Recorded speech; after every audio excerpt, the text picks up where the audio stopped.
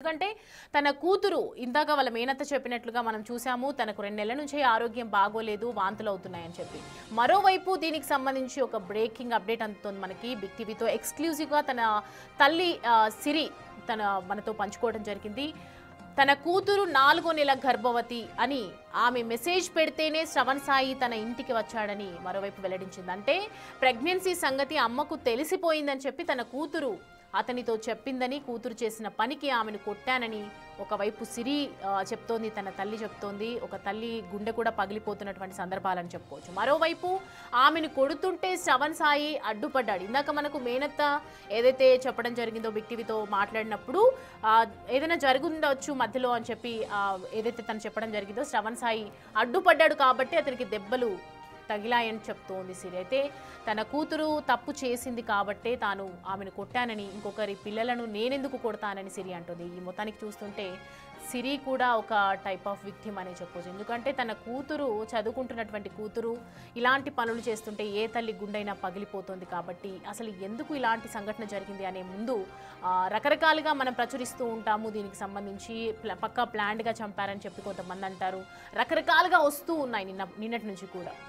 And ఒకసారి మనం ఆవిడ ఏం మాట్లాడారో శ్రవణ్ సాయి ఎవరో కూడా తనకు తెలియదని చెప్తుంది అంటే ఒక మనిషి తెలియకుండా శ్రవణ్ సాయి అనే వ్యక్తి తనకి తెలియకుండా తన కూతురి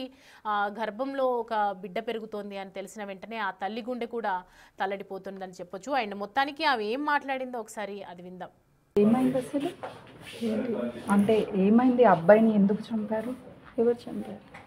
ఎట్లా చనిపోయాడు అబ్బాయి పాపను కొడుతుంటే వాడు అడ్డం వచ్చినాడు ఎందుకు కొడుతున్నారు పాపని పాపం తప్పు చేసింది నా కూతురే కదా బాధపడకండి అంటే అడుగుతున్నాను తప్పు చేసింది నా కూతురు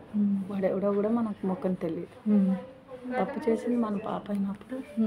మనమే మందలిచ్చుకోవాలి మన పిల్ల అవును ఇప్పుడు పక్కన వాళ్ళని కొడితే ఎవడో బిడ్డను కొడితే మనకు ఊరుకుంటారా అవును చెప్పండి అవును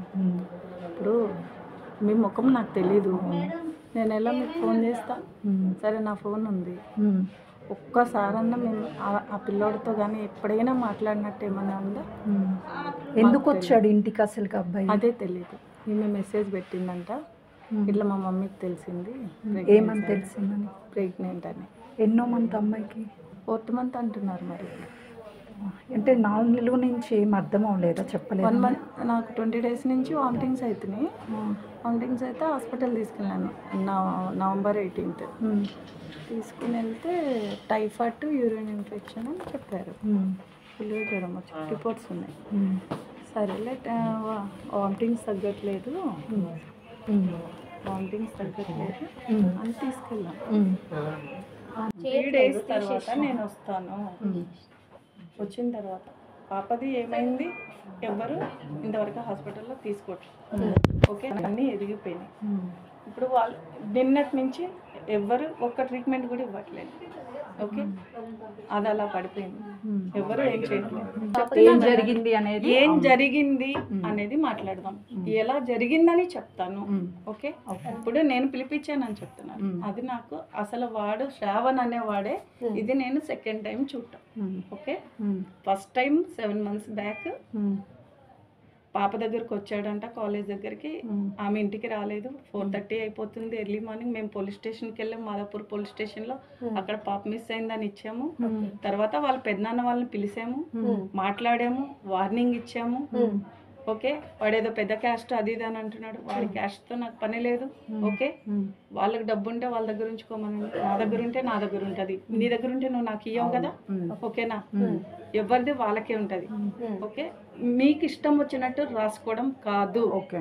నేను చెప్తాను మీరు రాసుకుందరు కానీ మీకు వచ్చినట్టు గుద్దుకోండి ఓకే నేను ఎల్లుండే వస్తాను పోలీస్ స్టేషన్కి వచ్చినాక పోలీస్ స్టేషన్లో నేను సంవత్సరం నుంచి అమ్మాయిని నేను కలవలేదు అని చెప్పి ఎందుకు కలవలేదు కలవకుండానే కడుపు వచ్చేసిందా గండి మైసం దగ్గర పార్కులో చేస్తారా సెక్స్ అనేది నీ కూతురు చేస్తే నువ్వు ఊరుకుంటావా అని అడుగుతున్నా ఒకటే నేను క్వశ్చన్ అడుగుతా నువ్వు ఊరుకుంటావా అని అడుగుతున్నా రాత్రి 11 అయినా కూడా నేను షాప్ బంద్ చేసుకుని వస్తుంటే కూడా గల్లీలో ఉంటే నాకు ముఖం తెలియదు కానీ నా కూతురు ముఖం నాకు తెలుస్తుంది కదా ఎవరో ఒక మనిషి అక్కడ తన కోసం వెయిట్ చేస్తున్నాడని తెలుస్తుందా తెలీదా ఏంటమ్మా ఎవరు అని అంటే, కాదమ్మా గల్లీలో మనకు ఫ్రెండ్స్ ఉంటారు కదా, అలా అని ఈ అమ్మాయి కవర్ చేసింది. ఎందుకంటే ప్రాబ్లం వాడెవడో కాదు, ప్రాబ్లం నా కూతురు అని నేను అనుకుని నా కూతురుని కొట్టా. ఓకే. ఎవరితోనే నాకు పని లేదు కదా.